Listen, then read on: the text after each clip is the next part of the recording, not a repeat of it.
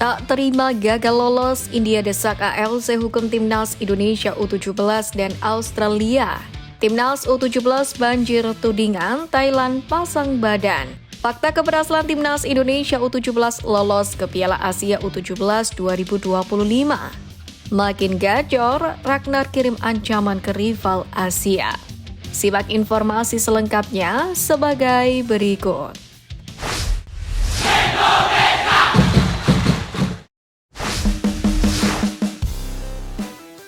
Tak terima gagal lolos, India desak ALC hukum Timnas Indonesia U17 dan Australia.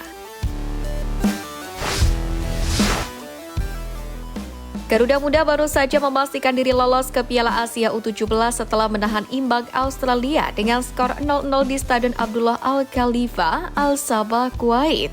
Tepatnya pada hari Minggu 27 Oktober 2024. Di sisi lain, kelolosan ini tidak disambut sepenuhnya dengan sukacita dan rasa bangga. Pasalnya, keanehan sedikit terjadi pada pertandingan itu.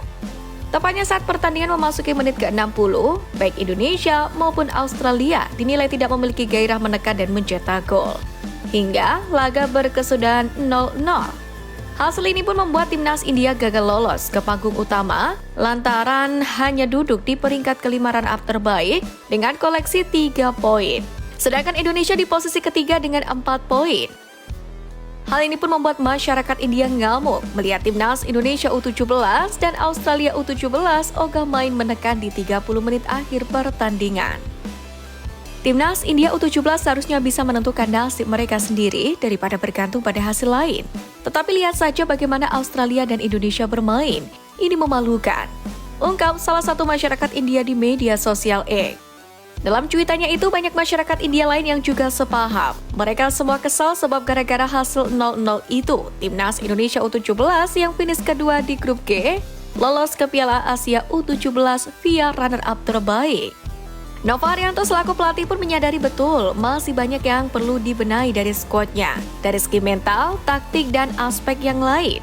Namun menurutnya kelolosan ini tetap patut disyukuri. Ini yang kita tunggu karena kita melihat tim senior kita sudah bisa lolos ke Piala Asia, kita U17 juga lolos ke Piala Asia. Ini jadi motivasi kami dan bersyukur bisa memenuhi target lolos ke Piala Asia.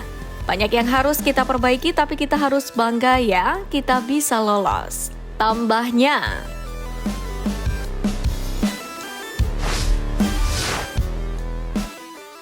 Timnas U17 banjir tudingan, Thailand pasang badan.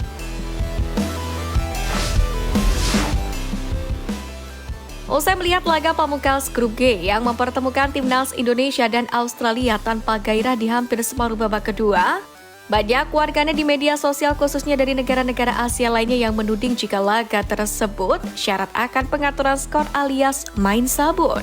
Tentu tudingan itu tak bisa sepenuhnya dibenarkan. Dari Coach Nova sendiri secara terbuka menyayangkan dan kurang suka dengan jalannya pertandingan. Sementara dari kacamata Arya Sinulinga, laga tak bergairah itu terjadi lantaran Australia yang takut memberikan perlawanan pada Indonesia. The Young Sacros dianggap takut menghadapi serangan balik Garuda Muda yang memang sejauh ini hampir semuanya menghasilkan gol. Apalagi sejak awal strategi dari Nova Arianto memang defend to counter. Sementara terkait tudingan main sabun ini, supporter Thailand tidak merasa setuju apabila Timnas Indonesia U17 mendapatkan tudingan itu. Pengaturan skor adalah ketika kedua tim sepakat sebelum pertandingan untuk mengatur skor. Namun pertandingan ini tidak, saya rasa kedua tim tidak melakukannya. Katanya. Menurutnya ini merupakan murni dari keuntungan sistem kualifikasi yang diterapkan oleh AFC selaku otoritas tertinggi sepak bola Asia karena tidak memainkan laga penentuan secara serentak. Pasalnya situasi semacam ini mengingatkan kepada pertandingan antara Vietnam versus Thailand di Piala AFF U19 2022 lalu yang berakhir imbang 1-1. Serupa dengan laga semalam, Thailand dan Vietnam U19 juga hanya bermain operan pendek di lini pertahanan sendiri hingga waktu berakhir.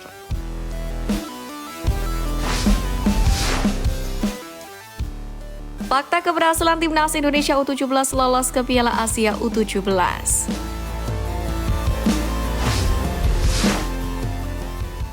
Pertama, selalu clean sheet.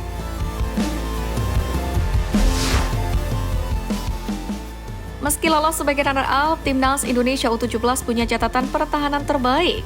Dari 3 pertandingan kualifikasi, gawang mereka tidak kebobolan.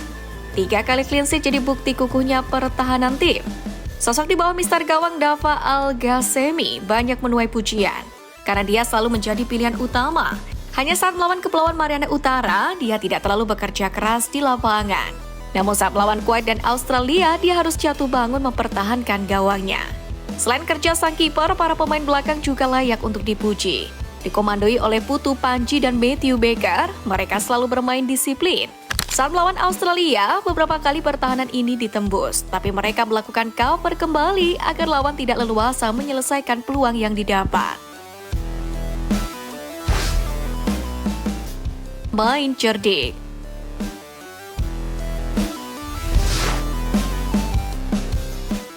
Saat melawan Australia, timnas Indonesia U17 memilih tampil bertahan. Mereka melakukan serangan balik cepat ketika mendapatkan bola. Pada babak kedua juga hampir sama, bedanya Zahabi Goli dan kawan-kawan tidak terlalu agresif melakukan pressing kepada Australia yang menguasai permainan.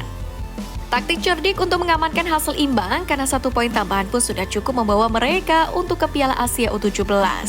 Tentu akan ada ragam reaksi dari netizen terkait strategi bertahan ini. Namun hal itu tidak melanggar aturan. Lantaran Australia hanya memainkan ball position di area tengah dan mereka tidak berani banyak menyerang lantaran khawatir terkena serangan balik Indonesia.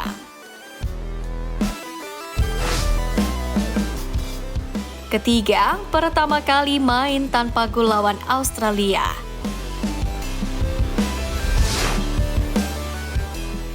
Dari data yang dihimpun oleh bola.com, di kelompok usia U17, Indonesia dan Australia sudah 6 kali bertemu. Ini termasuk laga yang berlangsung di Kuwait semalam.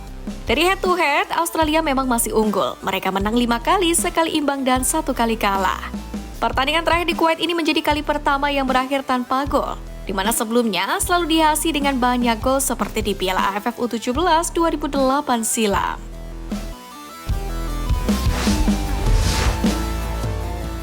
Makin gacor, Ragnar kirim ancaman ke rival Asia.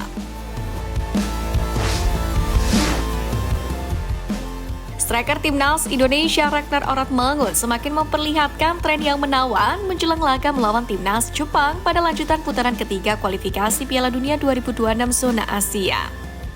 Yang terbaru, Ragnar Oratmangun sukses mengukir catatan ciamik saat mendapatkan kesempatan bermain bersama LCV Dander pada lanjutan Jupiler Pro League atau kasta tertinggi Liga Belgia 2024-2025. Meski bermain sebagai pengganti, Ragnar sukses menyumbang 1 gol dalam duel yang berlangsung di Dander Football Complex pada Minggu 27 Oktober.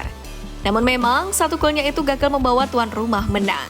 Ragnar sendiri memang hanya bermain dalam durasi yang relatif singkat pada pertandingan ini. Namun meski begitu, Ragnar justru menjadi pemain LCV Dander yang mengukir rating tertinggi pada laga tersebut. Berdasarkan situs SofaScore, pemain timnas Indonesia itu mendapatkan rating sebesar 7,4. Saat bermain selama 20 menit, Ragnar tercatat melepaskan 2 tembakan tepat sasaran, yang salah satunya menghasilkan gol. Selama durasi itu pula, pemain berusia 26 tahun ini mengukir 11 kali sentuhan. Akurasi operan lelaki yang akrab disapa Wahaci ini pun juga termasuk mentereng. Dari 8 percobaan semuanya bisa menemui sasaran. Itu artinya, akurasi operan Ragnar terhitung sempurna karena mencapai 100%. Penampilan ciamik ini pun bisa menjadi kesempatan bagi Oratmangun untuk mendapatkan kepercayaan lebih dari pelatih LCV Dander. Sebab dari 3 laga musim ini, dia belum pernah diturunkan sejak menit awal sebagai starter. Jika bisa mendapatkan kesempatan itu, maka Ragnar berpeluang besar untuk mencapai performa terbaiknya, terutama menjelang tugas bersama Merah Putih pada lanjutan kualifikasi Piala Dunia 2026 zona Asia. Jika bisa mendapatkan performanya yang paling optimal, maka Wahaci tentu akan menjadi ancaman besar bagi timnas Jepang, yakni saat berduel pada matchday kelima grup C putaran ketiga kualifikasi Piala Dunia 2026 zona Asia.